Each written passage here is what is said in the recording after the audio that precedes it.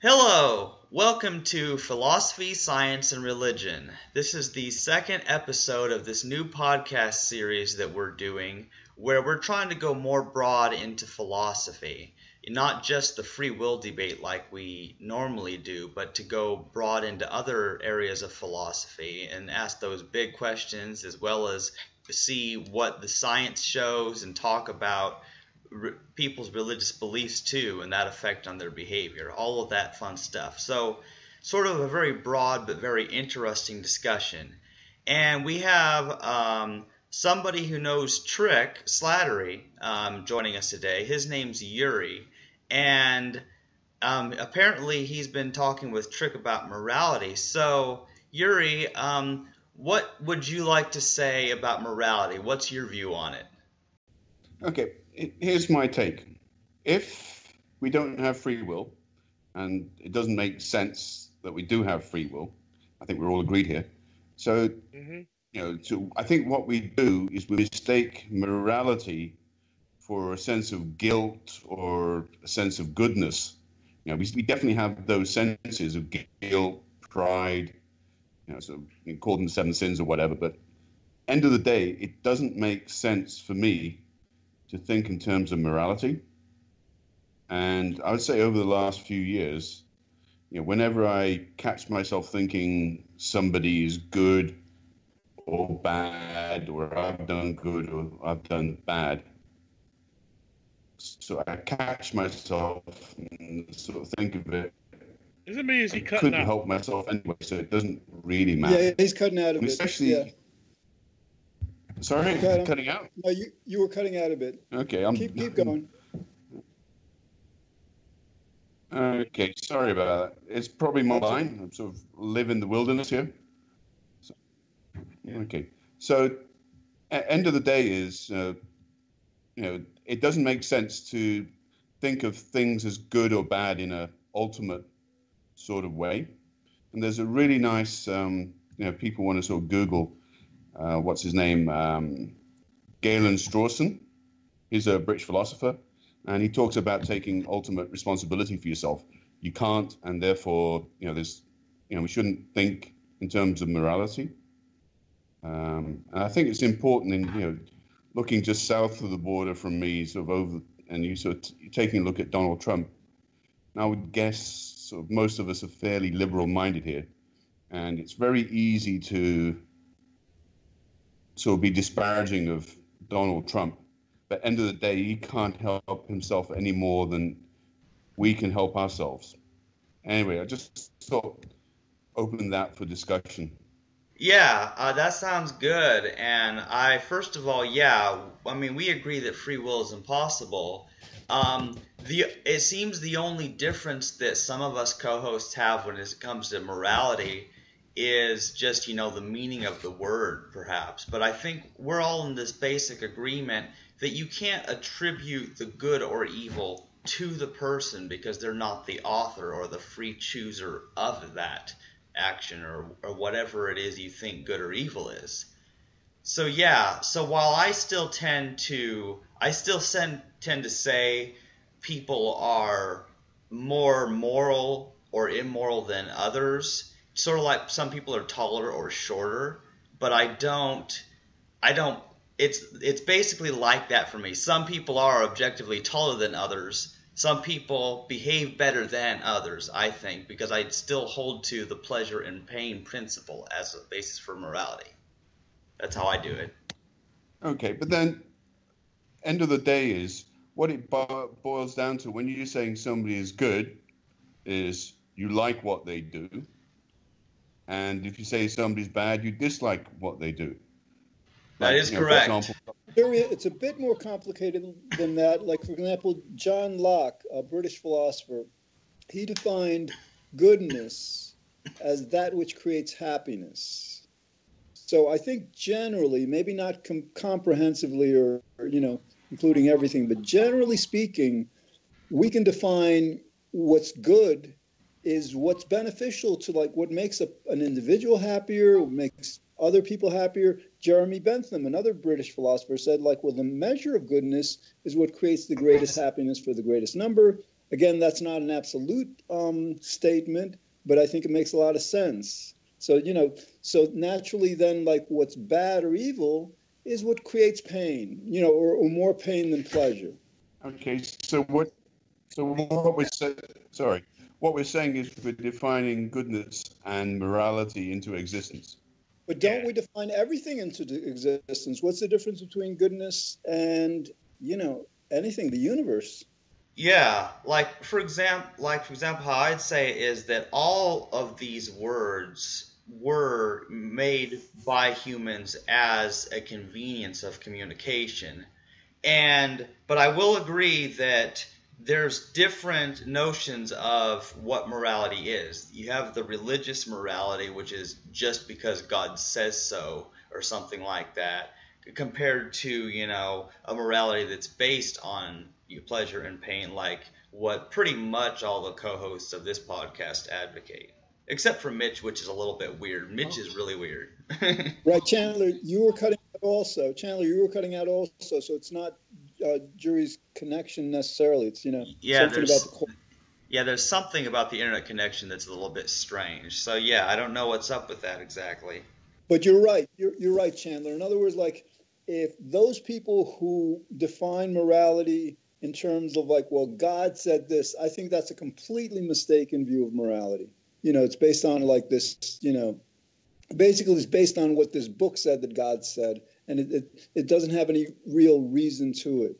Exactly, because then you lack a standard of morality or ethics if it's just whatever God feels like saying at the time. I don't think we need to talk about God, really. My example would be back on Boxing Day 2004, a tsunami was a huge wave that caused tremendous amount of death and destruction and pain. And we don't think of that in terms of morality. So why do we give human beings that special account for being moral? Well, you're right. You're right. I'm sorry. Go ahead, Delisting. I think it's because we see ourselves as smarter, above all that. Like we're smarter than all the animals on the planet. I think that's why, might be the key to the reason why we behave towards ourselves, other than say nature, which is a random act. But of course, the reason that reasoning is mistaken, erroneous, is because we don't have a free will.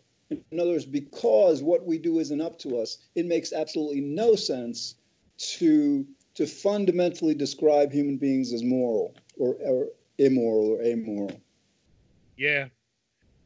Well, I kind of get it. I kind of get to understand that the fact that I always thought like we were a product of our past. Excuse me. We're molded by what happened in our past, and we are who we are because of what happened in the past and why we are the way we are today. Let me make a statement about morality that I think needs to be really appreciated in today's world, because like in the past, whether it's it's not our morality, and whether we want to assign the morality to the universe or not, that's kind of like maybe more a semantic issue, depending on how you want to define or see the universe and all. But the point I want to make is like in the past, our moral acts, even though they're not ours, fine, they didn't make much of a difference. But now we're entering an era, and I guess we could describe it as the climate change era, where all of a sudden, we can't afford the kind of immorality that we've been engaged in for decades and, for over a century, at least with regard to our stewardship of the planet, of the because like for the first time in human history, our immorality doesn't just, it's not ours, of course, but the immoral acts we do don't just affect masses of people, perhaps like genocide and stuff. It can potentially it can actually end human civilization. In life, actually. It's a mass extinction. Right, and but so yeah. and the challenge is, our problem is that our technology and our science, our culture has advanced more so and faster than our moral development, has outpaced our moral development. Yeah, because we're still fighting over it. See, over it. Yeah.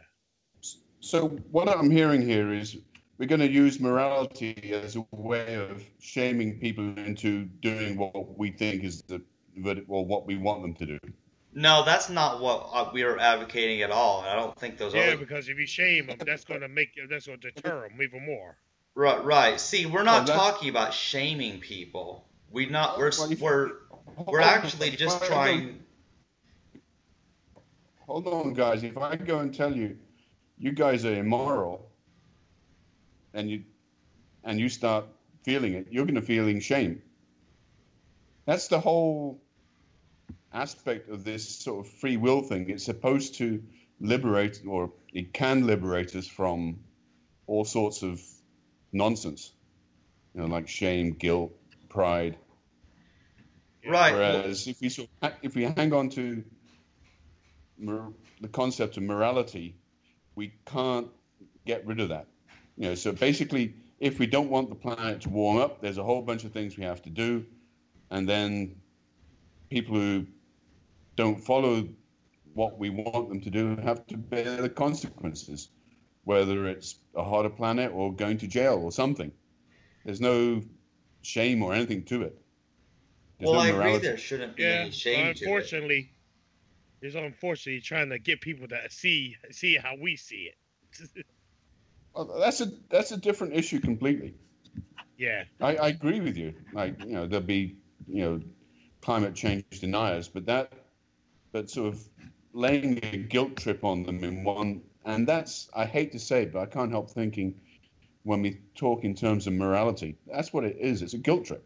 But here's the thing about it. The goal of morality is to get people to care about the consequences in order for them to learn to improve behavior.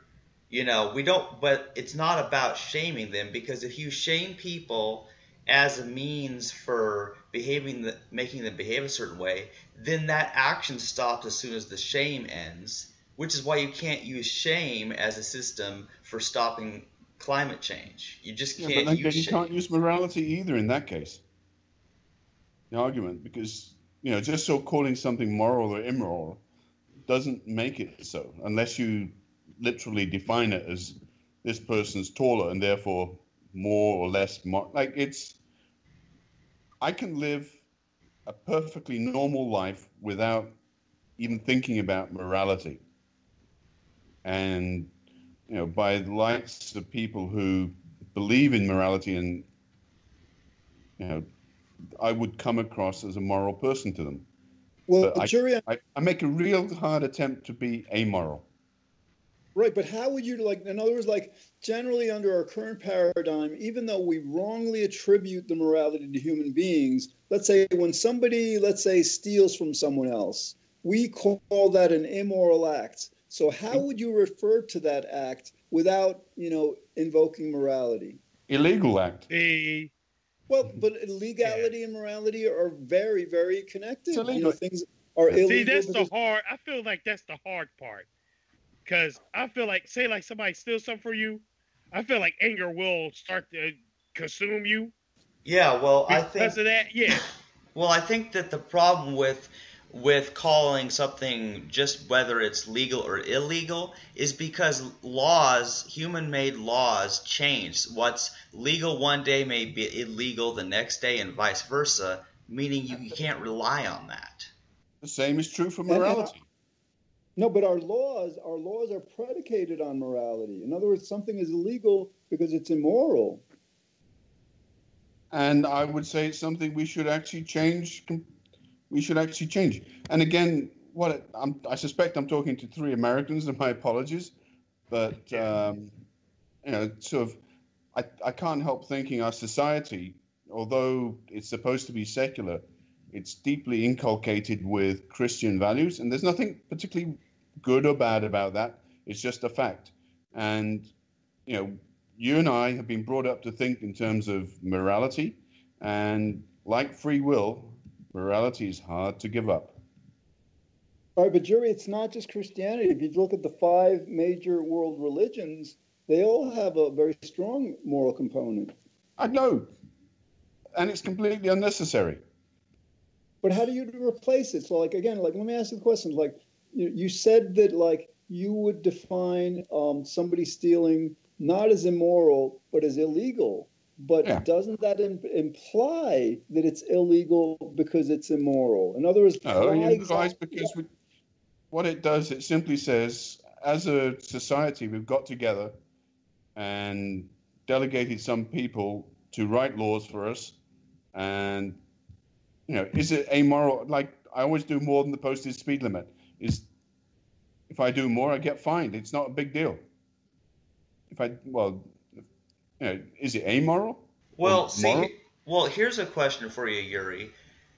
You have to have an idea of what morality is to even be amoral. To aim to be amoral, you first have to have an established morality, if that makes sense. No, that's a standard. It's a bit like saying, just because can be considered an atheist, I must have a concept of what God is to be an atheist. That's not necessarily true. And secondly is, I'm not saying I don't have a concept of morality. Excuse me. You guys okay? I'm sorry, just had to cough. But then again, what I'm saying is if I catch myself thinking in moral terms, I put a stop to it if I can. If I catch myself. So back to the example, why is stealing illegal? Why would we make stealing illegal? Because it's something we've agreed to. Why would we agree to it? I don't know, because we're social animals, by and large. All right, evolution. So we're social, but like there's a lot of behaviors that we do that we don't make illegal. So what is it about stealing that causes us to make it illegal? Because we don't want it.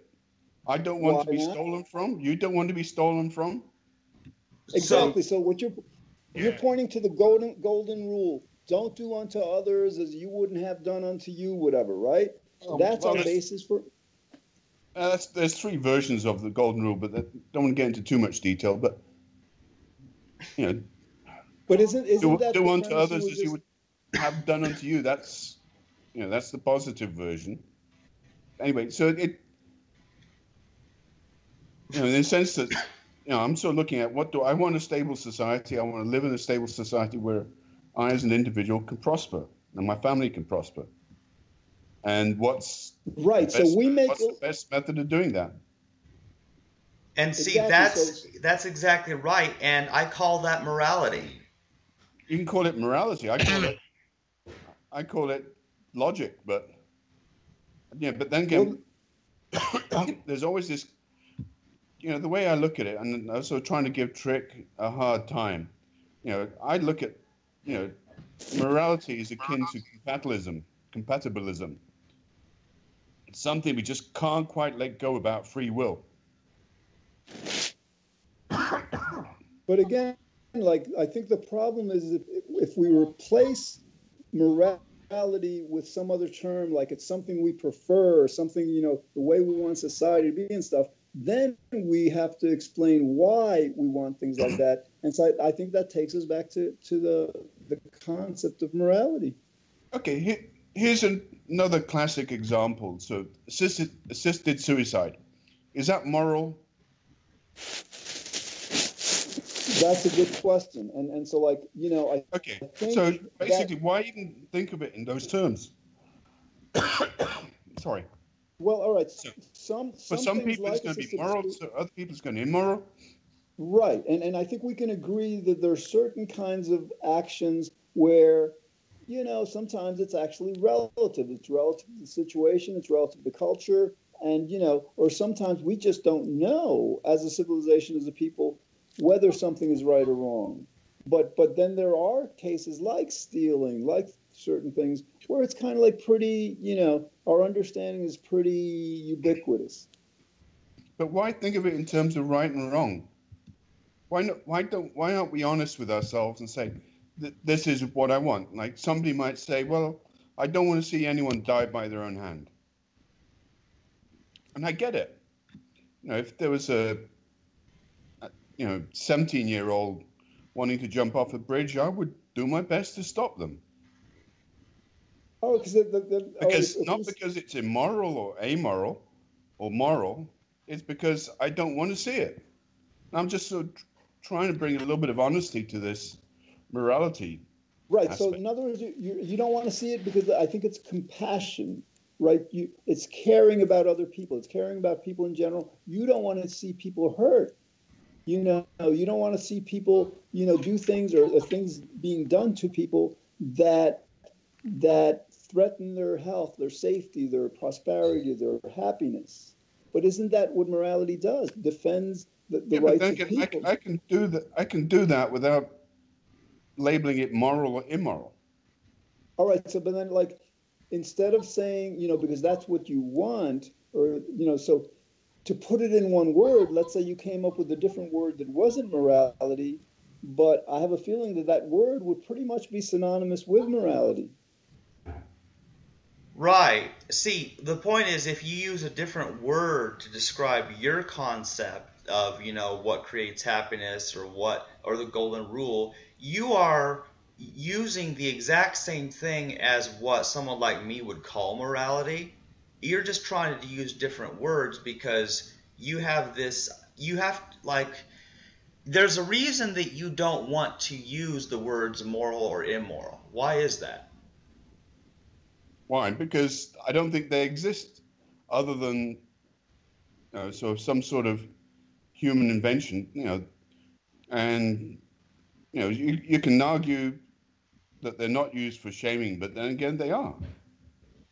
But you're right, and we agree, I think all of us agree that because of the belief in free will, the myth of free will, that people use shame. So I think we're all in agreement that shame is not a fair and a right way to basically guide human behavior.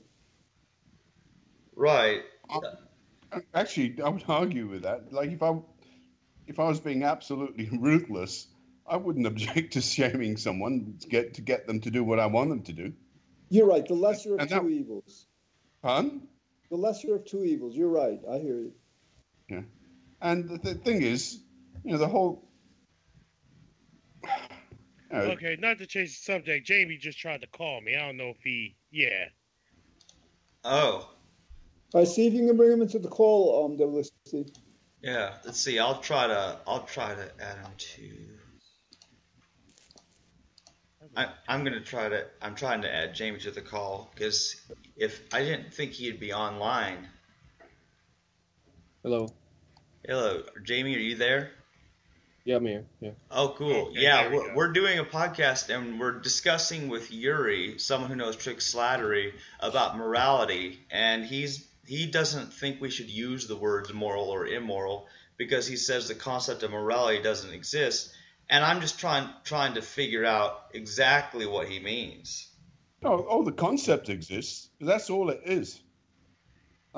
It's morality itself. There's in this universe, is there one good set of atoms and another bad set of atoms? Yuri, I think what you're advocating is what is used, for example, in the mental health system. In other words, like in psychiatry and psychology, basically behaviors are deemed, let's say, disadvantageous for the health and welfare of an individual or of society and stuff, but morality doesn't enter the equation. So it's a different language with the same intention. Right. It's saying the exact same thing, except you say helpful or harmful, which are basically synonyms for good and bad, or moral or immoral. Okay. So here's a question for you. If the human race vanished from the earth tomorrow, would that be a good or a bad thing?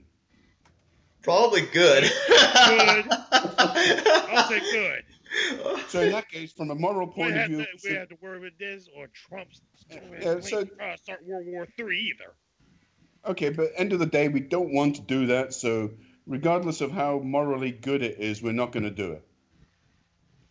So, well, I We think actually, I mean, like, if we ever came to know, what happens after we die, or if, like, for example, if things became so horrible on the planet because of climate change, just like as we conduct euthanasia for animals and for like the, chronically, um, you know, ill society, the world might decide to do that at one point. yeah, and And so, so, then, like, so basically, then who knows? people, And then who knows what happens next? I don't know. was it like people like me who are over 60, but they should be euthanized? So is we that didn't moral say or that. immoral? We didn't say that. Yeah. Right, and so like, and that's again, so that's one of those things. Like, I think, like, for like, I'm going to be 60 next year, and like, if I ever get to a point where, like, day after day I'm in, like, miserable pain, shoot me in the head. I mean, end it. Yes. And I think that would be the moral thing to do. Yeah. Yeah, I mean, these concepts, like when we talk about, for example, when people are debating whether assisted suicide should be legalized, for example, they have to believe that it's a good, beneficial, helpful, or moral thing in order to advocate the legalization of it. You know what I mean? So we are discussing whether it is better or worse for us to do that. We're actually, what we're discussing is what that individual wants. So you That's really, what- So you're gonna probably find some Christian who would argue against it because it's immoral, because it's a bad thing. Another person like me who might sort of say, well, it's a good thing because the person gets to choose what he wants. But end of the day is the person contemplating assisted suicide. That's, it's what he or she wants.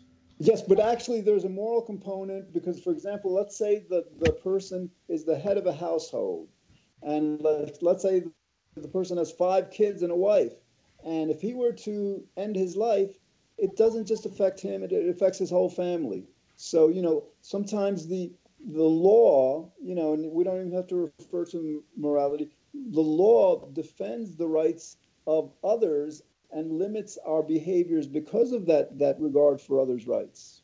So what you're saying is we have to balance everybody's wants. Absolutely. yeah, Okay. that makes a lot of sense. And that is in sense what legislation is. It's rather than a family or an immediate community, it's a societal balancing of our wants. Absolutely. And so, like, the problem is that a lot of times with a lot of issues, getting the right balance is extremely difficult. Okay, I'm not debating that. I didn't say it was easy, but then again, I can argue for or against assisted suicide without actually using the word moral, or even is it good or bad. I can argue about it from what, as individuals, we might want. Well, again, but like, how do you avoid, in other words, you're explaining why you might want it or not, and how do you avoid ultimately, explaining it in terms of what is going to affect the person's happiness or lack thereof? Like, I don't think. Well, I just wanted to say something. See, there are certain principles that we live by, such as the fact that we do have to balance different people's wants, since we all affect each other with what we do, and that itself is a principle that we view it as a bad thing to have one person's desires basically just obliterating everybody else's desires. We feel there's something wrong about that. Yeah, I'm not debating that. I'm not saying evolution has imbued us with all sorts of illusions. Free will is amongst them. So we can give up on the free will illusion, but we can't give up on our moral illusion, our good and bad illusion. That's a tougher one to give up. How would you differentiate between morality and, let's say, aesthetics? You know, what's beautiful and what's ugly? I mean, like... So I didn't differentiate between morality and beauty and aesthetics. Beauty. Some people would say like something is beautiful, another person say, oh, it's ugly, and we tend to like value beauty and devalue ugliness and all. So, but these are abstract concepts, you know, both morality and aesthetics that actually relate to our, I think, emotional reactions to certain stimuli. In terms of beauty, it's right. So in other words, in the eye of the beholder. Right. So if you could argue the same as for morality, but then again, I would argue that our lives aren't enriched by the concept of morality. So you have to understand, like, morality and beauty, and I think everything else is what underlies our judgment of it, whether it's right, wrong, good, bad, desirable, undesirable, is that we're hardwired biologically to seek pleasure and avoid pain. That aspect of us just underlies every judgment we make, whether it's about aesthetics or human behavior or law or morality or whatever.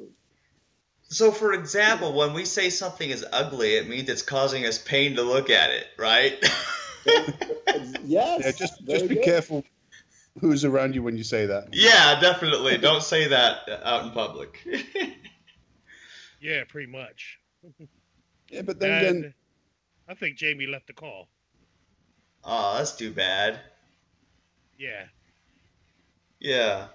So, would you agree with the statement that there's like no real such thing as beauty, that it's all just in the eye of the beholder, but there's no objective thing to it? Yeah, pretty much, because I can see a lot of things that are ugly. Trust me. Yeah, it's like Donald Trump. yeah, Donald Trump is ugly, right? Ugly, that is sin. Somebody must have liked him somewhere. Beyond ugly. It's interesting that in psychology, there's a science of aesthetics. For example, human beings tend to find another human being more attractive to the extent that they're more symmetrical. In other words, for some people, their right side and their left side aren't that as symmetrical. The more symmetrical they are, and that's just about like the side symmetry. It's like the size of their eyes. There's certain features of human beings, and I guess of other things in nature. I don't know. I find kittens kind of cute and adorable. Yeah, there you go. Right, a small body with a big head. You know, the babies, kittens, absolutely. Yeah. I don't know why. Being symmetrical is a sign of being healthy. Good point. Good point. Yeah. Yeah, I think that there might actually. Unless you're a crab. I think there's an actual biological basis for what we consider beautiful or ugly. I do think it has to do with how healthy things look, because we have this perception that something that's healthy feels better. It's not pleasant for me, for example, to look at zombies and skeletons or something, because that I find ugly, because it's death, you know, it's just decayed and. Yeah, I tend to not like that either. Okay, but so similar things. So our beauty. Go ahead. So we have similar feelings of guilt, pain, like anguish. So I can go through the negative ones, and then we have the positive ones of happiness as well. And all these are, if you like, chemical reactions in the body. And we tend to express them in terms of our psychological aptitude, but end of the day, they're just chemical reactions. Ah, you're right. back. And if we want to get really theoretical, for example, if we were ever to develop, let's say, a genetic engineering kind of vehicle or some kind of like psychopharmacological agent that rids human beings of all, let's say, emotional pain, then all of a sudden, you know, I think morality, the way, you know, we view it now, would vanish. In other words, if nothing happens, if anything that we would do wouldn't change the fact that everybody would be blissed out, then all of a sudden I'm not sure there would be a morality. Yeah, that makes sense. Because if nobody actually experienced any physical or emotional pain from what happens, then there would be no effects, no consequences, therefore no basis for saying what's good or bad, if that was the case. Right. There's if we look at the whole universe, book based on that. Walden, I can't remember what number it was, 5 or something. And so it's a science fiction book where it basically goes through the free will trip, and basically there's this science fiction community where basically Prozac's in the water and everyone's happy. Nobody wants to leave. So the question is that moral? Is it, you go through all those questions. That's a great point, because there's for Aldous Huxley, Brave New World. They talk about this agent Soma that makes everybody blissful, but what's very curious to me is like the way Huxley presents it is like the protagonist, the main characters consider that a bad thing, that like they've engineered some way to like bliss everybody out. I would think that would be the best of all worlds. Yeah, I don't see what's wrong with that. I think what we need is a redefinition of like morality that is based on logic and what actually works and what doesn't work, rather than what people's opinions are.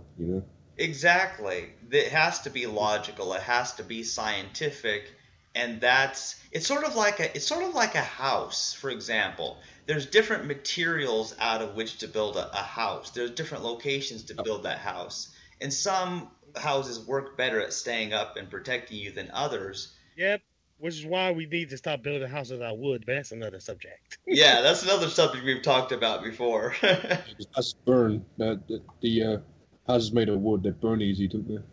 Yeah. Yeah, and they fall to natural disasters and shit. But yeah.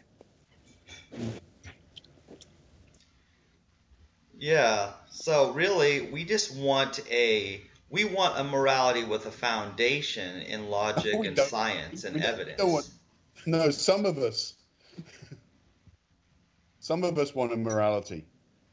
Well, Yuri, now you say morality doesn't exist, but what is it that doesn't exist? It's an absolute. We all agreed an absolute morality doesn't exist. Correct? Well, no. What I would say is not that I would say perfect morality doesn't exist. Is it like an absolute morality doesn't exist? So what I would say. Hold on, Yuri. What I would say is not that an absolute morality doesn't exist. Is that as human beings we can't know what is absolutely good or not. I don't quite know what you mean by good. All right. For example, let's say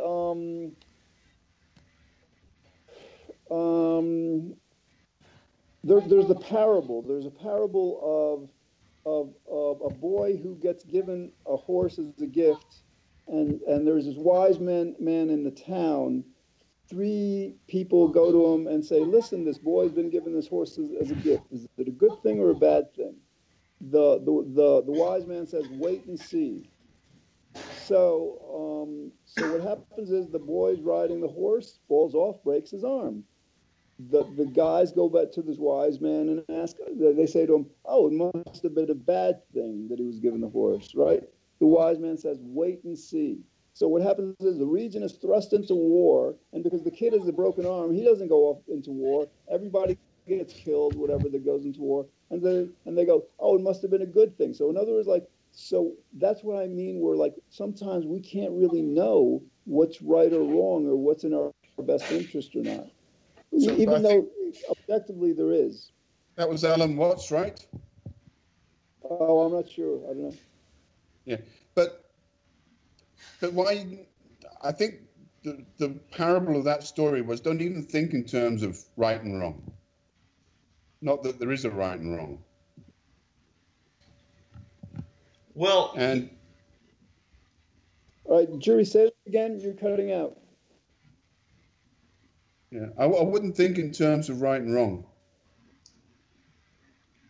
Here's a good and bad. question. Is it right or wrong to think in terms of right or wrong? No, I'm not saying it's right or wrong. Right and wrong have two different meanings. One is good and bad, and the other one, is it accurate or not? And so is it going to meet my needs? Is it going to meet my objectives? That would be right in the sense that it's a logical path to get to where I want to go. And when I sort of basically started chatting with Trick, I kind of thinking this morality law is just simply a form of compatibilism that we haven't quite given up on yet. What was Trick's take on it? Sorry, didn't catch that. What did Trick say about it? What was his position? Well, Trick was sort of on his website. He was going to write a book on it, on morality in a free will-less world. Okay, yeah, and I think, because like we've written about this, and basically what we're advocating is using psychological model. In psychology, there's conditioning, society agrees on a certain behavior, and they don't deem the patients, people who are like suffering symptoms of these, conditions as evil or bad, but they deem the behaviors as either beneficial or detrimental to themselves. To a given objective. Right. So, like, in other words, like they do. I think you can make the case that what's beneficial could be synonymous with what's good, and what's detrimental with what's bad. But they don't attribute it to the individuals. The individuals are completely innocent of that, and I think that's the model that we need to go toward. Oh, I don't. Again, it's like, there's millions of starving people in Africa. Is it a good or a bad thing that we feed them or help feed them? And that's like, so point. From one point of view, we don't like to see suffering, so it's a good thing. But I'm not suggesting we don't feed them, but just beware of the consequences. It's like your Alan Watts story is, we're going to feed them, there's going to be more kids, and there's going to be even more misery. So, and I think instead of thinking of, it's a good thing to feed them, or think about what our objectives are and work towards what our objectives are, rather than thinking about in terms of compassion, if you like. But I think our objectives generally follow Jeremy Bentham's statement. There was we see. I quote on our recent radio. There was somebody talking about logical compassion, because he was giving an example where there was a dog stuck on some ship, and they spent $300,000 on rescuing the dog. And is that a good or a bad thing? Certainly not a logical thing. Oh, yeah. And for example, another one, like, let's say here in the United States, 80-90% of us believe in God or a higher power, right? And many people believe that when we die, if we've been good, or, if we haven't reached the age of 5, although I think the Catholics believe in this place called limbo or whatever, but a lot of people believe that when we die, we go to a better place. And so if that were the case, if we really live by those beliefs, then abortion would be a good thing, because abortion, you abort a kid, then you send the kid directly to heaven, whereas if the kid is born and does something evil, according to many people's beliefs, they can spend the rest of eternity in hell. So that's another example. Sometimes our morality, is extremely illogical when it's considered relative to our beliefs.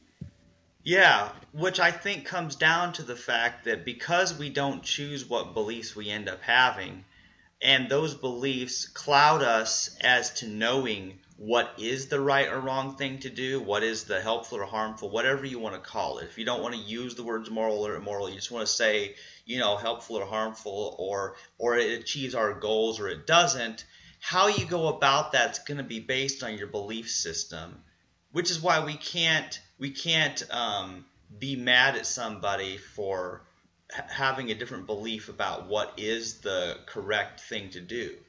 You know what I mean? And I think that there is a correlation between right in the sense of good and right in the sense of correct, like it's the correct answer to a math problem. I really think they should be the same thing. Should be logical. Wait a minute. But now, how do you like that? I mean, that's an interesting question. Talk more about that. Defend that.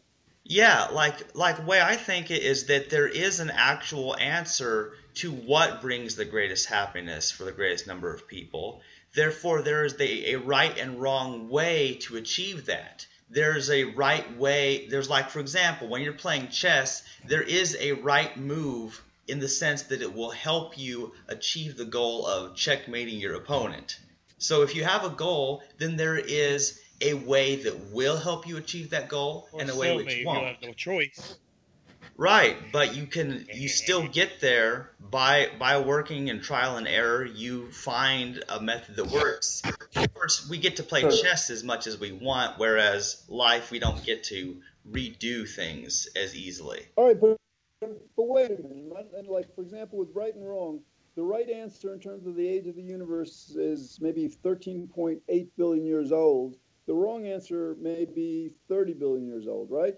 But if we get that answer wrong, I don't think it has any, effect on our, happiness or unhappiness. That's correct, George. Some facts about the universe matter more than others because some actually have implications on the pleasure and pain it causes us, and some don't. I wouldn't care how old the universe was. Yeah. But going back to your chess example, it's not so much there's a right move, there's a logical move. And that's what I mean. And the same way, if I want to meet a certain objective, whether if my personal objective is to have a peaceful or an orderly society, I don't have to sort of think in terms of morality. I can do it and think in terms of what's logical. Yeah, and you're just calling it logical, but it's the same thing. As opposed to right. And so right and good or good, bad, there's a dichotomy there. Like I tend to have monistic outlook on life, and so language we speak in dualism, everything's dualistic, is and is not, and something either is good or isn't good, or evil or isn't evil. So we live in this dualistic world, and I think sometimes we just forget that language forces us somewhere where we shouldn't really go. Well, I agree. And we're all dealing with language passed down to us. And here's a problem with the English language, that we don't have gender-neutral pronouns, for example. How everything is either he or she. It's not a problem at all. Of course it's a problem, because if you don't fit into that. Politically correct is a problem. Yeah, it says he or she, why not call her a person? Yeah, see, I don't like the fact that you have to figure out what genitals a person has before you can use something to call them by. I hate that. It doesn't bother me. I don't know what to call you by. I'm going to call you a person. Yeah, that works for me. Well, no. If you insult me and make me angry, then I'm going to call you a bitch. But yeah. But Yeah, and speaking of bitch, why is it that people use that term? It means female dog, but how is that an insult? Exactly. It's not even an insult. I'm sorry. It was just one woman that tried to cost me my job. What else other terms try to address her ass? Yeah, well, it also depends on your culture. So if you're from England, you might call some prick. Yeah, I use that word too. So, you know what? I just know that. I just noticed something. I do that gender role also. You know why? If you're a dude that pissed me off, I'll call you a prick. But if you're a woman, I'll call you a bitch. Or it could be a wanker. It doesn't particularly matter. It's Yeah, when WSD gets mad at somebody, I don't really care which name he calls them. Yeah, because when I get in a blind rage, yeah. Yeah, then is not the time to correct WSD on his use of words. Yeah, I gotta admit, I'm sorry, I'm not the best at and when it comes to English language, I'm not the best of the best. Trust me, as you've seen in this podcast. Yeah, well, we've all been there. I try. Plus, WC has been stressed about the stuff that he's been hearing from about Donald Trump. Because, George, didn't Trump start a trade war with China or something? I haven't really been keeping up all that much on it. I have confidence. In other words, like Obama was in there for 8 years, and he did some good. But our president can't do all that much, especially like the Democrats can filibuster in the Senate. I always figured that stupidity kills a lot more than you think. And this guy has an IQ of a fucking walnut, I swear. Yeah, Trump is what might happen. It might be a blessing in disguise. He might be saying and trying to do things that are so contrary to what most of us want to do that the backlash could actually just inundate him and the Republicans and just shift things away from what they want. Yeah, the one guy actually, give him a chance and all this. Okay, if he actually does the right thing, I'll take back every nasty thing I said about Trump. But until then, those words are going to stick. No, if he wants to do the right thing, fine, we'll help him. But when anything else, I'll help him. Well, the way I look at it is, I'll take back what I said about Trump if he does what I want him to do. That's it, isn't it? I would never take that. No, I want that guy in prison because the harm he's done. In other words, like we need the laws serve as deterrents. We don't want other people following Trump with his way of having gotten elected. So even if he made this world into a paradise, I'd still want him to pay a price for how he got there. Yeah. Becky Duvall. Because one of the problems I have with Donald Trump is, he doesn't seem to be living up to the promises. Like the Republicans seem to be trying to repeal Obamacare and stuff like that, don't they, George? Yeah, but the problem is they're not going to be able to because Obamacare, a lot of people a lot of what's in there. Yeah, what the national health care and stuff like that people get, like drastically reduced costs or even getting it for free or whatever, Yeah. Yeah. I mean, healthcare is a human right, isn't it? So. And then that brings in the third use of the word right, this concept of legal rights, which is where I really get lost. Well, Chandler, the legal right is based on the moral right. Yeah, I think it should be. Or you're right, it should be. Right. Sometimes it isn't. Yeah, when the Big Bang came along, it endowed us with legal rights or moral rights or human rights. I really believe that, honest I do. And if you can't tell, I'm joking. I get what you're saying. No. What's interesting is morality didn't start at the Big Bang. I think it started 300 million years ago with the first sentient beings, the decapods, like lobsters and all. Because before animals were able to feel pleasure and pain, there could be no good and evil, no right and wrong in a moral sense. And that's only 300 million years ago. So for the vast majority of time in our universe, there has been no right or wrong or good or evil. Well, right.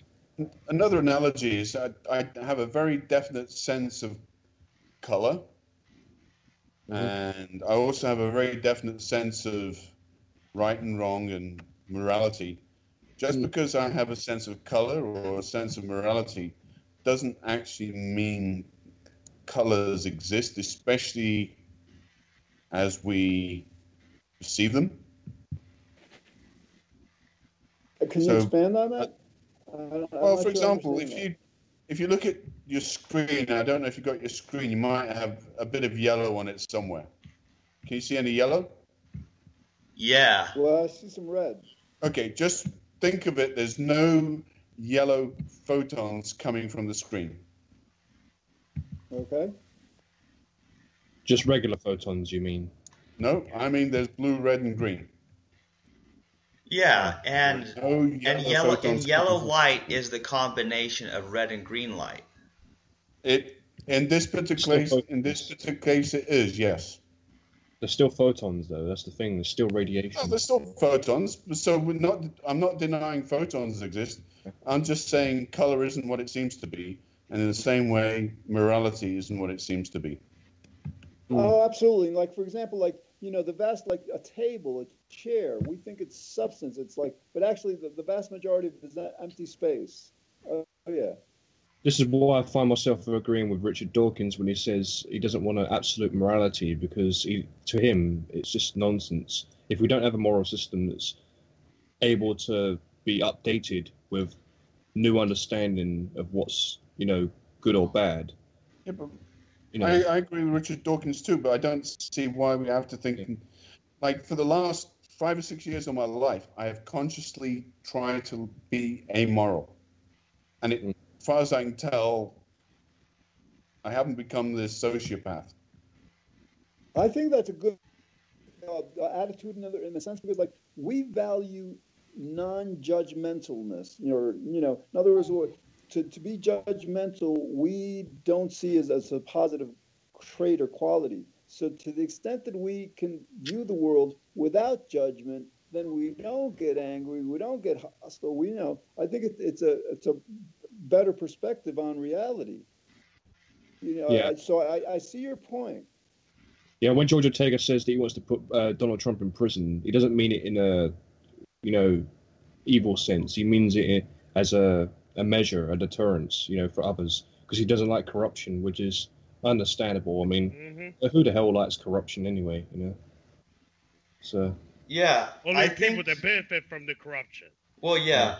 I think Yuri said something important earlier, that things aren't like what they appear to be. Like, we think of things as we perceive them, but they're not actually that way. And I think maybe our disagreement really is what morality seems to be as opposed to what it is, what we're calling it. Yeah. Because, you gotta be very careful how you define things like empathy, Yeah. We've got a whole bunch of words, empathy, sympathy, compassion. They all have very slightly different meanings, and to different people. Yeah. Right. And I'll have to admit here, guys, that I don't even know the tiny distinctions between all these different words, and so I probably use them interchangeably a lot. Like, I don't know empathy, sympathy. What's the difference? Yeah. Well, I think sympathy is you feel for someone. Empathy, you feel with someone. But then again, what the hell does that mean? I don't know. Yeah. Yeah, with empathy, you imagine yourself in other people's shoes, and if they were suffering, you would want to stop that suffering. Actually, so like I've got a question that relates to that. In our society, in our culture, I think, across the world, actually, if somebody's feeling bad, it's a good thing to feel bad with them. And I think a lot of times, like, for example, if you have an infant, right? An infant's going through some pain or something, and the infant senses that the parent or the adult is not sensing or feeling their pain. I think that's upsetting to the infant. But in general, I think my point is that, like, we have this idea that if somebody's feeling bad and we don't feel bad with them, that's immoral. And I think we need to get over that, because, like, my main area of research is happiness research. And, like, I think it's much wiser and even beneficial to the person who's feeling bad to not feel bad with them, to kind of like to quote empathize with them, to say, like, yes, I understand what you're going through, but I'm not going to join you there. I'm going to, like, lift you up, help you escape from it. Right, because it may not help that other person anyway, just to feel bad along with them. Exactly. What good does it do? I was listening to the radio the other day, and there was some person talking about studies they've done where they had a picture of somebody who was a child who was hungry, and they then sort of collected donations for this child, and then they had the same picture, but with the stats of hunger in his or her community next to it. And basically, if you provided the stats, they collected less money.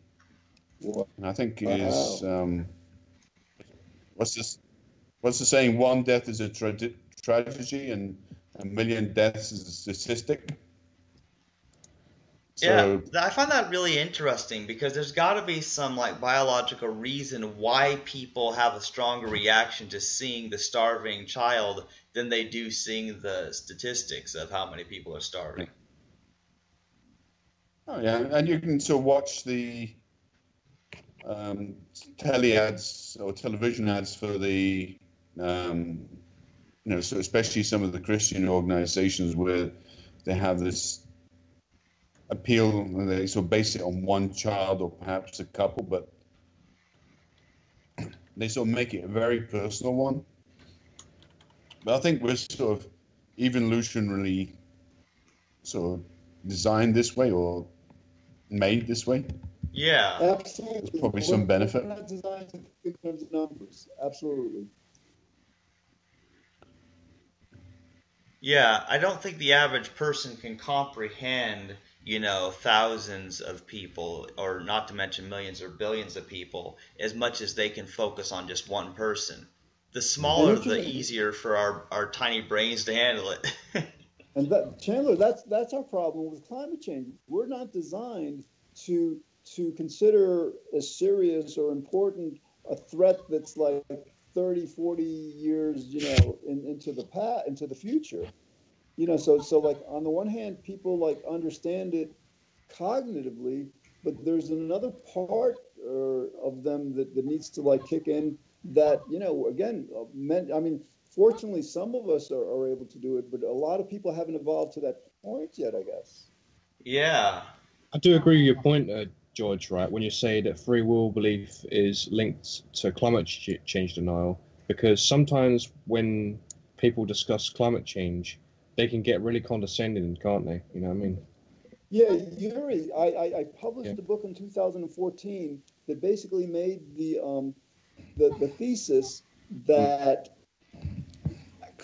free will belief is actually exacerbating climate change denial, because we were talking about shaming people. Remember, like that. So, like, if scientists are saying to people, "Well, you're really horrible because what you're doing is like going to may destroy civilization," people aren't able to listen to that, so they go into denial. Whereas if the scientists are telling them, "Listen, don't blame yourself because it's not your fault, but if we continue doing what we're doing, our grandchildren are going to have a very difficult time," then all of a sudden they're not feeling guilty, they're not feeling shamed, and they don't have to go into denial. Exactly. I agree with you 100% there. Yeah, we don't want people to go into denial, and that's why shaming doesn't work. And so I do agree with you, Yuri, on one thing, that, like, if the concept of morality is used in a way where it's just used to shame people, well, then that does need to go, because that is harmful, because that just makes people behave worse. You're applying moral responsibility to people when they don't have moral responsibility without free will. So it's logically incoherent, isn't it? So right. The alternative to shaming someone is making them feel morally good, which is just as it'll work better than shaming. But then again, we can put up all the logical arguments. It's the logical argument that's going to persuade people the least. Yeah. Yeah, what's interesting about doing away with the free will belief is that it doesn't just do away with people feeling guilty and shameful. It also does away with people feeling like they're good people. I mean, if we're puppets, like neither the bad nor the good that we do is really up to us. Yeah, but a free will belief is related to violence in many ways. I mean, if you see these talk shows like, I don't know, Jerry Springer, maybe, you once in a while you'll see a couple that gets hostile and, argues and, Oh yeah, but I Well, believe the Jerry free will Springer's belief. not as bad as it used to be, but yeah, I see his point. I think that the free will belief is the most harmful belief on the planet. Exactly.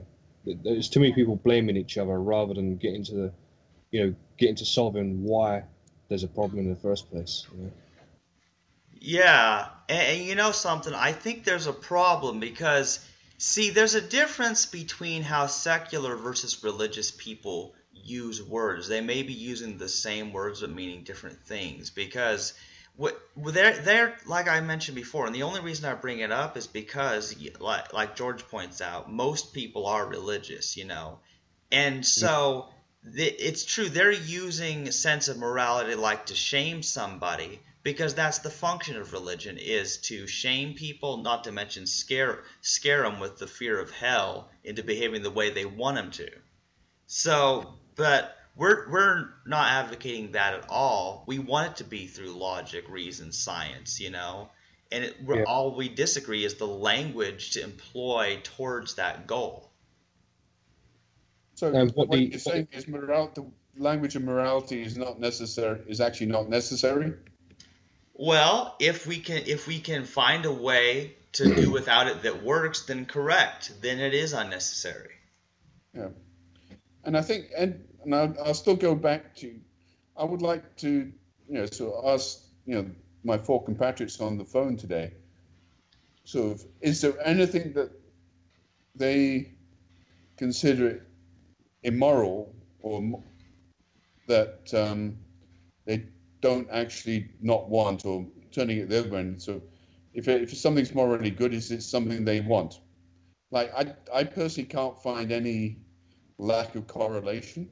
Yeah, so what you're saying is what they consider moral always seems to go along with what they want to happen.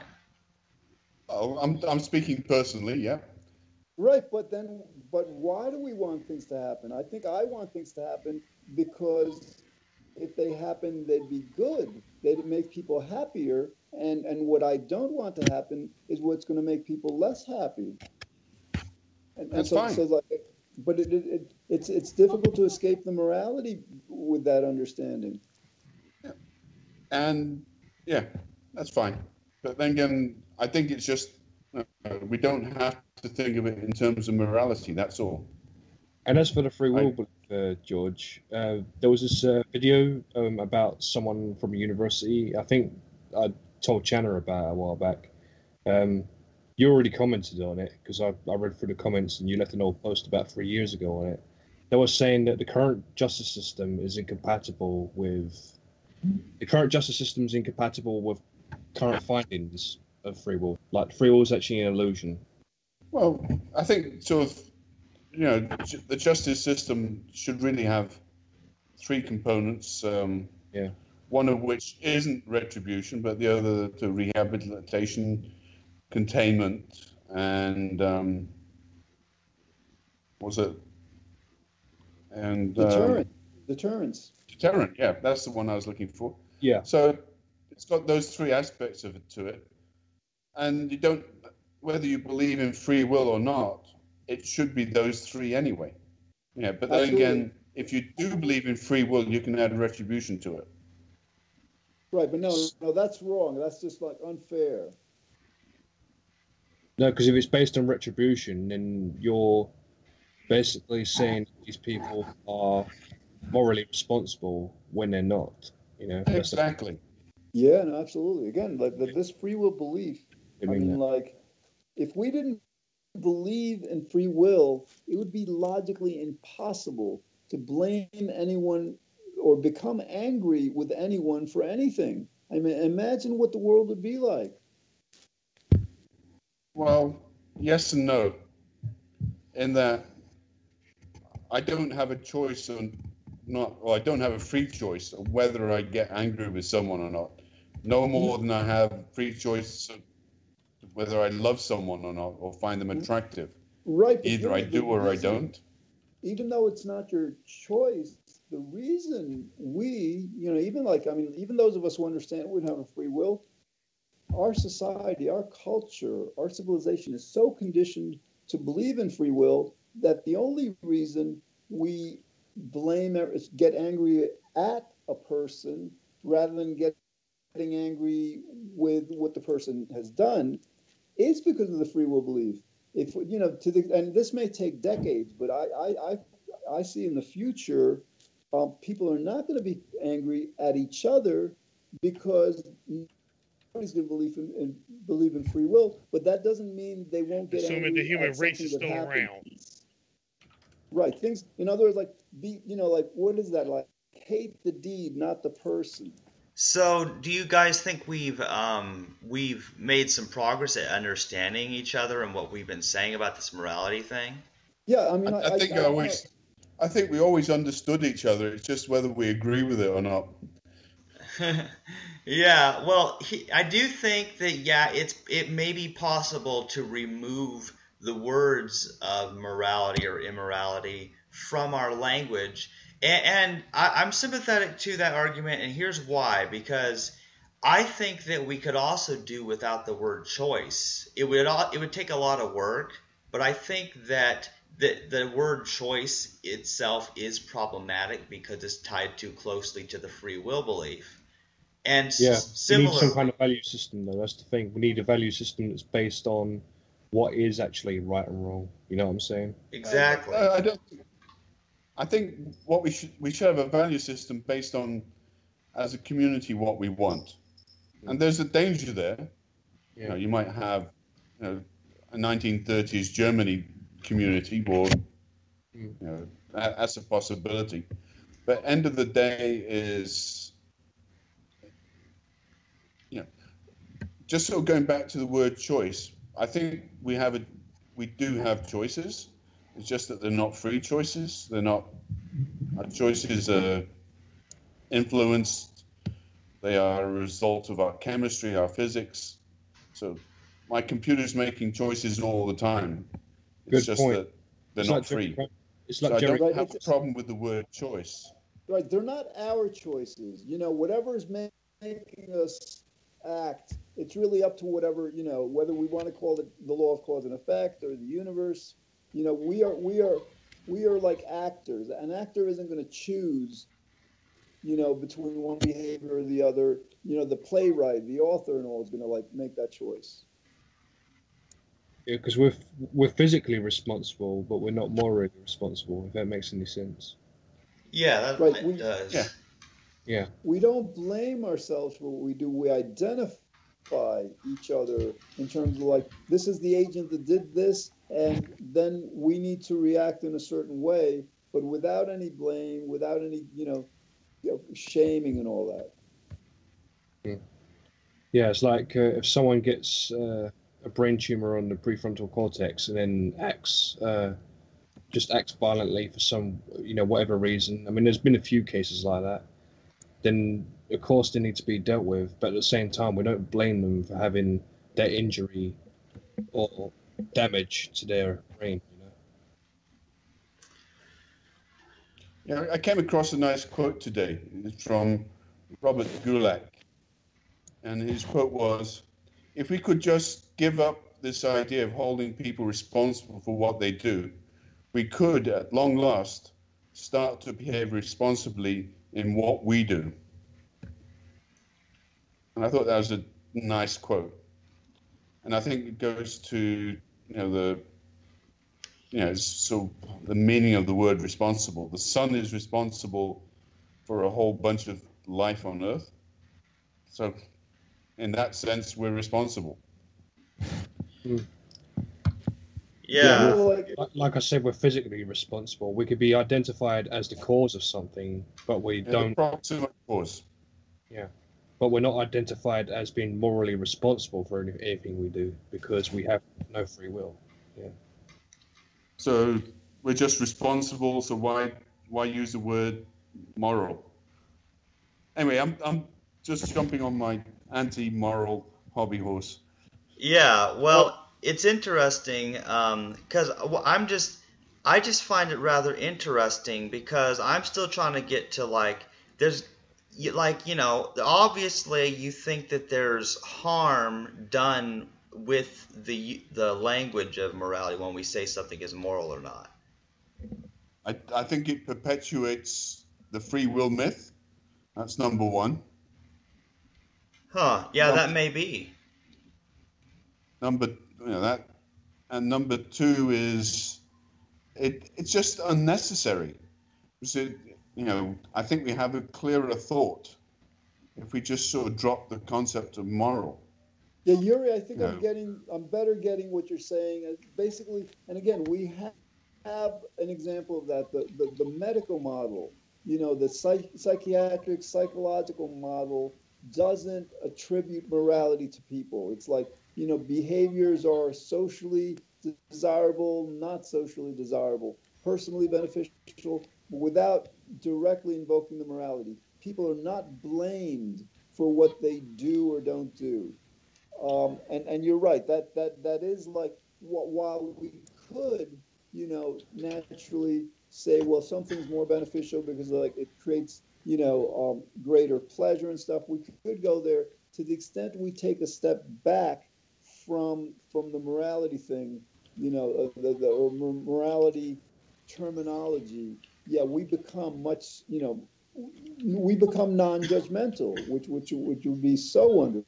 Yeah, I think what may happen is if we drop this discussion of morality, if we drop the use of saying things are moral or immoral, we may save a lot of time, because I have noticed that sometimes even with other co-hosts, like we've had discussions on morality, but it always seems like it's very time consuming and not a lot of progress made. And so, yeah, I mean, it could be that we are wasting valuable time discussing morality sometimes when we might actually be achieving our goals at which, of course, it's what I've been calling morality, trying to Yeah. what's helpful for society. But I'm not going to like argue with people endlessly about whether, because I know people have different understandings of that word. Yeah. The way I see morality is I reject the religious aspect of it. But as for what's harmful or what isn't harmful towards human beings, based on the pain and pleasure principle, I still say that we have a need for a value system. It's just that it needs to be updated with, current scientific findings. Yeah. Good point.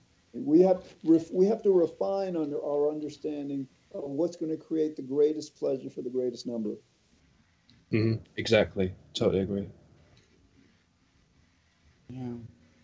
Let me ask you Does guys. anyone read Joseph Campbell? I'm familiar with him. Yeah. Okay, well, he had I can't remember the exact words, but he had something like, no matter what you do, it will be abominable to someone else. So, so taking a looking at it in words of good and bad, or sort of harmful or not harmful, somebody somewhere will find whatever we do objectionable in some way. Yeah, Good there's point. always going to be. I've mentioned this a Let while me ask you something. back. To do with the Let me ask you a question. On. Or like, we in psychology, we identify certain parts of our brain as associated with pleasure and happiness, and we can measure this. Our left frontal lobe, it activates when we're happy, and it's less active when we're not. The question is there a region or a network of areas in the brain that is responsible for conscience, not consciousness, conscience?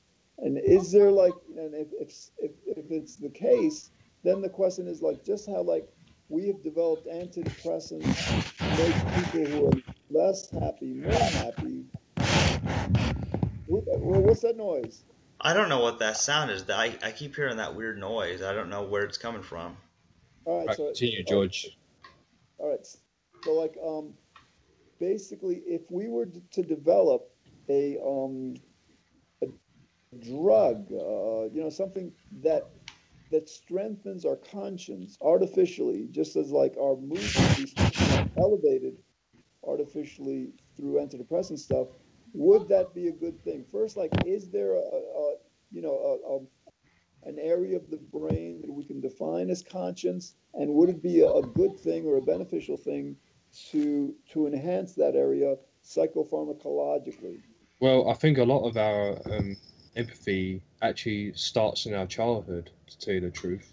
Like, because while we're young, while we're still developing, we could be taught these things a lot more quickly, by our parents and, by our teachers. Jamie, what I'm asking is, are there some people that, whether it's through environment or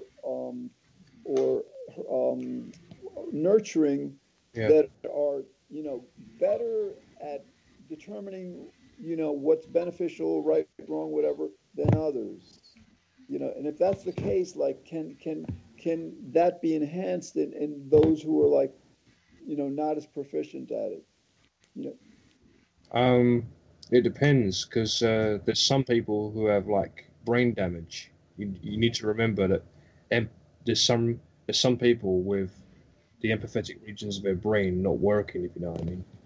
Right, but, like, I mean, would it be a good thing? I mean, should we try to develop a chemical, a drug that strengthens the conscience of, let's say, most people, that makes good people better, or that makes Yeah, if people already experience empathy, then of course we should be able to give them a type of chemical that makes them more empathetic towards people, obviously, but it's not going to work for everyone. That's what I'm just trying to say, Right, because some people would argue, well, no, they don't want a world like that because it's artificial. But I've never understood that reasoning, because if everybody ends up happier, who cares how artificial it is? And look around you. You're probably, in a room with artificial light, artificial heat, artificial furniture. Everything's artificial in our world. Yeah, including my stuffed horses. Yeah, I'm playing my artificial train set. Well,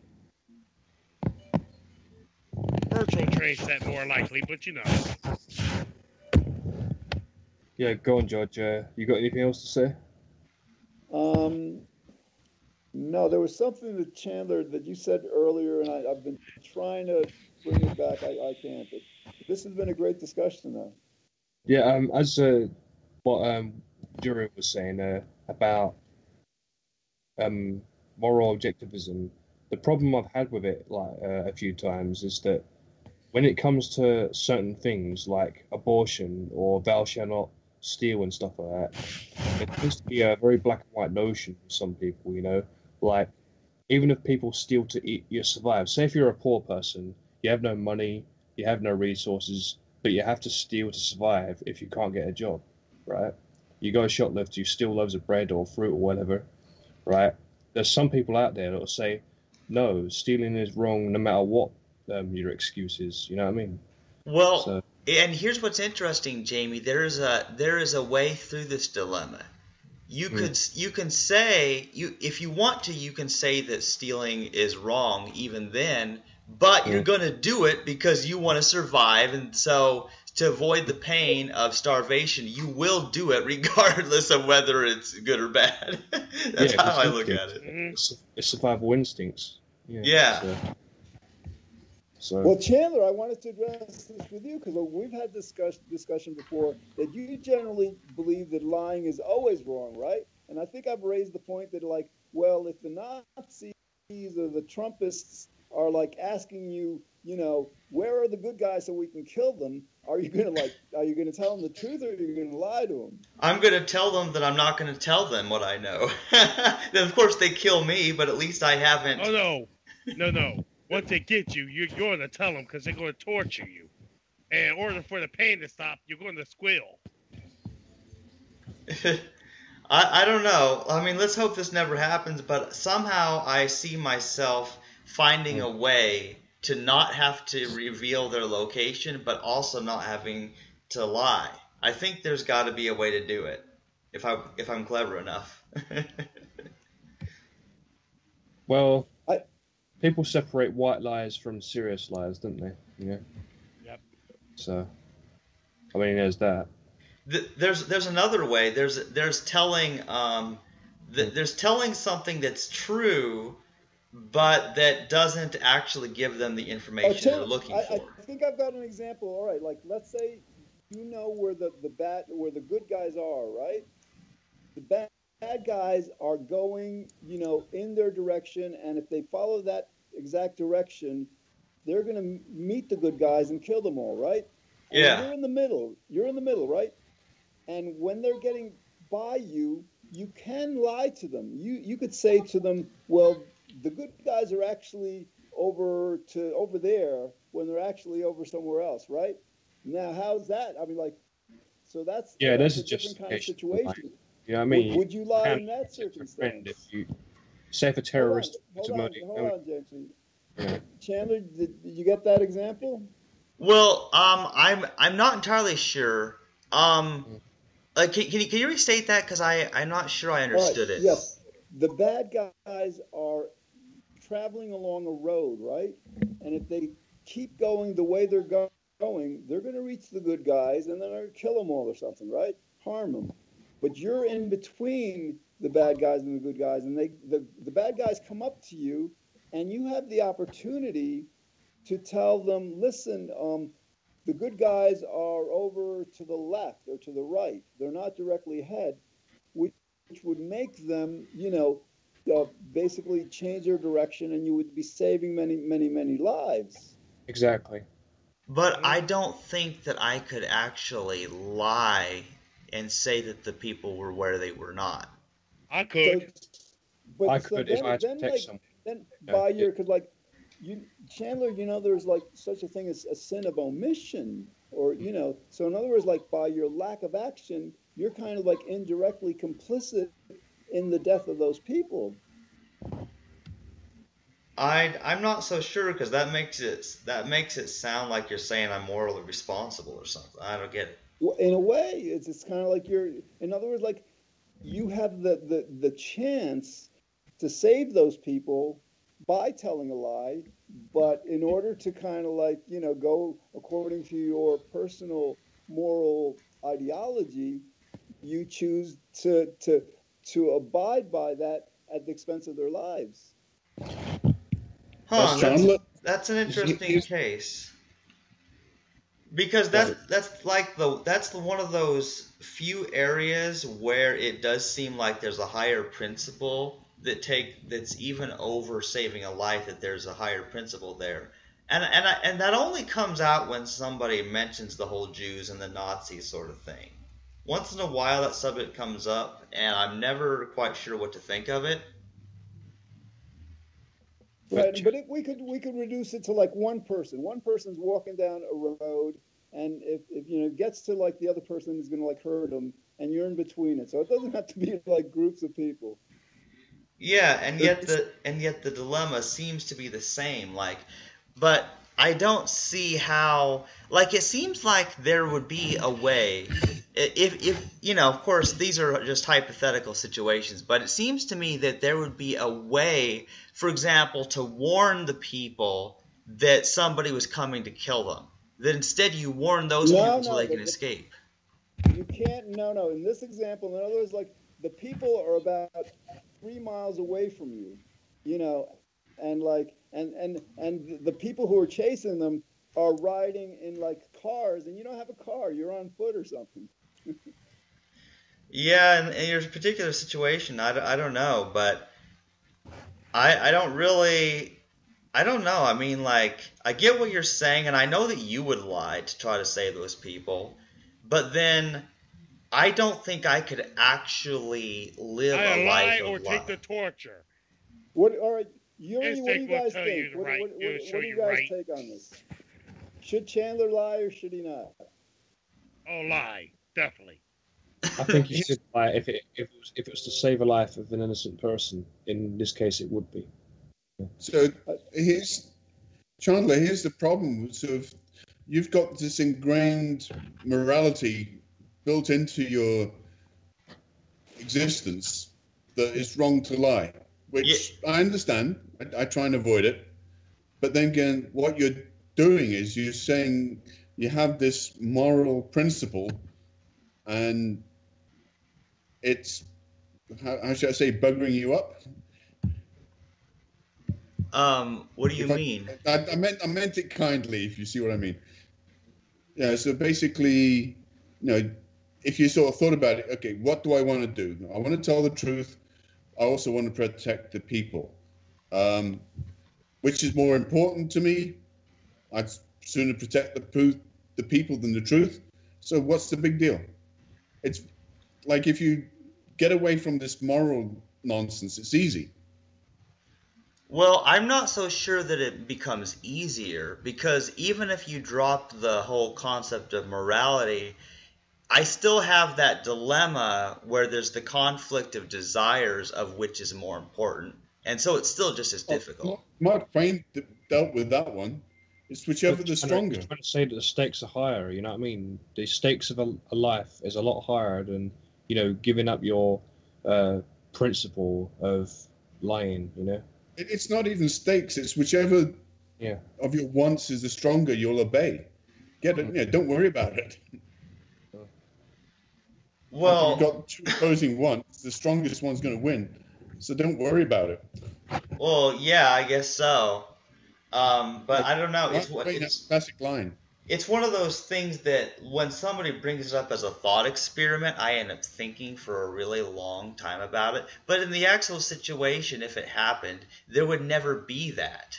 Most likely the Nazis or whoever it was would just kill me while I was trying to figure it out. Well, I suppose that one is the trolley on the tracks and pushing people off the bridge or whatever to save them. That's a thought experiment. Yeah. That's a classic. Those trolley experiments. Oh, man. Yeah. But what it shows is... You got the information how you do. I'm telling you. It just shows that we are ingrained with our morality. It's there. We can't... it's okay to flip the switch, but it's not okay to push the fat person off the bridge. The outcome is exactly the same, but what we have is this morality ingrained in us, and don't sweat it. You don't have any free will. Yeah, it's interesting. But I just wonder, that approach that you take of trying to be amoral. I wonder how in the world, how would that be different from us just doing whatever it is we're doing? I don't see the difference. I don't know. So basically, you don't hear I don't know. So I haven't heard much rhetoric on Donald Trump, but I don't like the guy. Okay, simple. I can't help it, but I don't think he's good or bad. I don't think of him in those terms. I just don't like him. And that's as far as it has to go. He can't help himself any more than I can help myself. So I don't see him as being good or bad. I do see Donald Trump as being unsympathetic towards people who are suffering, though, because he's... I can be that, too. Yeah. There's some people who across the other side of the world I hardly know. I don't give away all my worldly goods. This guy's a politician, though. He should be looking out for the people of his nation. Oh, not a very good one either. I think you have to be slightly psychopathic to be a good politician. I agree. I think you can't be a good politician and not lie. In other words, I'll never make it as a politician, right? That's a and again, good thing. So Donald Trump can't help who he is. So, But that doesn't mean we don't do everything we can to stop. I'm not saying don't do anything about it. I'm not saying that. What I'm saying is don't judge him. Just do what you have to do to... so what happens is when we start saying, oh, he's good, and oh, what a terrible person, is a misogynist or whatever, we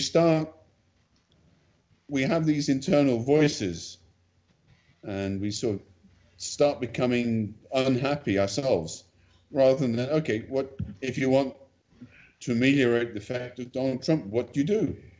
Now, here's a list of things we should be doing, what's logical, and go for it.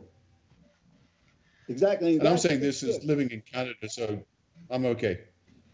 Sort of. Yuri, that's the gift. To the extent we give up our judgment, we spare ourselves the anger, the hatred, and all these negative emotions. So, in other words, we're doing this for our own benefit. Just abandoning the morality, the judgment. Yeah, I think that's what the guys really want to do. They want to take stops to stop Trump and what they see as harmful, but not waste a bunch of time just talking about how bad he is. Although there are times when that does happen, because it's easy to slip into that mindset.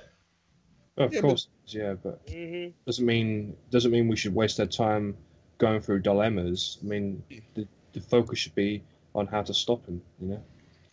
I turn on CNN and sometimes it's all about Trump these days, and it's. I do get a little tired. I understand the negativity, but what I don't understand is, it's within me it generates a whole bunch of negative emotions, and I get to the point where why am I going to do anything about it, or am I just going to sit in front of the TV and soak in the negativity? I refuse to watch. And I say this as a Canadian. Yeah, I know what you mean, because there's a lot. Sometimes, Jamie will send me videos of something stupid Donald Trump said or something dangerous he's doing, but I don't even watch these things because I realize I can't do anything about it, and all it would do is get me depressed. So there's no point. Yeah, and also after hearing about the stuff he says, you'll probably get angry as well. So. Yeah, it's not good for my health.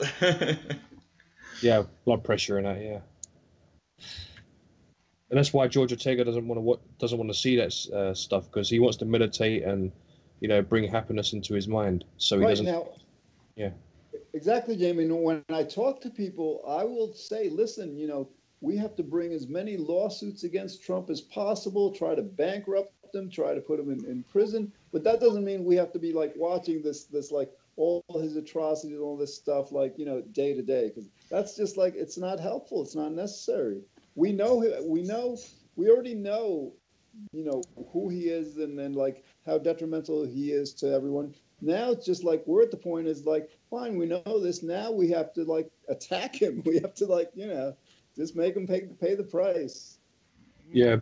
Put him in prison so he can't do any more harm, because he's causing some problems, like with trade policies, from what I've been hearing.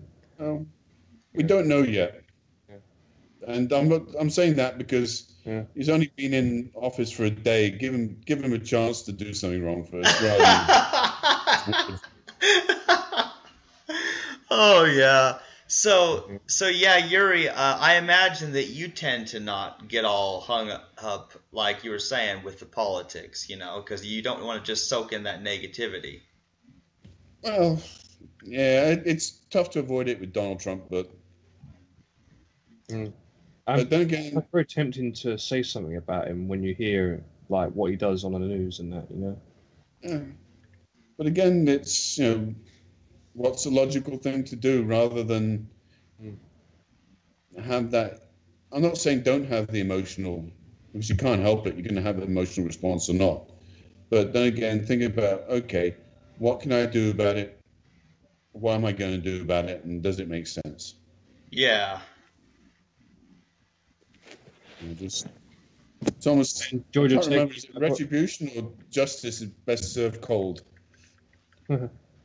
I hope it's justice. George, I mean, what was I going to say? I forgot what I was going to say now. George, what was you going to talk about next? You mean for next week?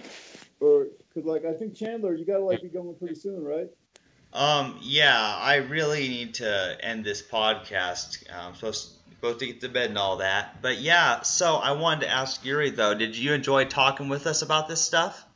Oh, yeah. Did you my, not exactly complaint, but observation, George and, WSD, is that Anthony? No, Anthony's not on this call. I tried to add him, but he didn't join. Okay. But yeah, So- WSD, that's one of Jamie's friends, and they play video games together and stuff too. So Okay. Yeah. he joins us, and he's a lot of fun. Yeah. George and WSD were tough to hear at times. Yeah. Oh, okay. Oh, wait a minute. You're saying our volume? No, it's just it's as though your speaker is covered in foam or something. It's very muffled. Well, Huh. okay. All I'm right. glad you told me that. Okay, Jamie and All right. Jamie and Chandler are fine. Yeah, must be some Not cool audio. now? Yeah, that's good. Yeah, it must be All some right. kind of a audio or connection trouble why we can't hear people right all the time. I don't think it was connection. I think it was just more of a microphone thing. Yeah, something like that. Because I'm Yeah. talking into an iPad, so yeah, okay. Yeah. Oh Hey, yeah. Like Chandler and Jamie were fine. My microphone should be good. My microphone should be good. $90, it better be good. And George, Yeah. George, next week, do you want to talk about climate change now or something? That sounds good. Yeah, sure. I think we should expand on that. I mean, there's a lot of it going on still, like including the people that Donald Trump surrounds himself with. I mean, Bill O'Reilly on Fox News, he denies it as well. Yeah. So it's too bad Trick wasn't able to join us this time, but after I get it edited and uploaded, then Trick can listen to what we talked about, and so hopefully he'll be able to join us in the future, and you'll be able to talk to him more on this topic, because I think we've kind of had our say, haven't we, guys? Yeah. All right. So was there anything else anyone wanted to say before I do the closing? Yeah, I just wanted to ask Jamie quickly, whereabouts in the UK is he from? Basildon. Sorry? Basildon is in Essex. Sorry, I missed that. Sunderland? Basildon. It's a Oh, place in Basildon. Essex. Yeah. Okay. Yeah. It's a county. Essex is a county. Okay. Yeah, I know where Essex is. Yeah. Yeah. Okay. Okay. Well, you've been listening to Philosophy, Science, and Religion, and we've been talking about the concept of morality, and Yuri has kind of presented the idea that it's something that we can do without, and we can focus on doing the logical thing without making all these judgments of what's good or bad. And I think it makes sense from a practical point of view to do that, to waste less time on morality, because it gets confusing. But I think it was interesting, and I think we all enjoyed talking about it. So hope you enjoyed and learned something too. Thank you for listening, and goodbye. Yeah!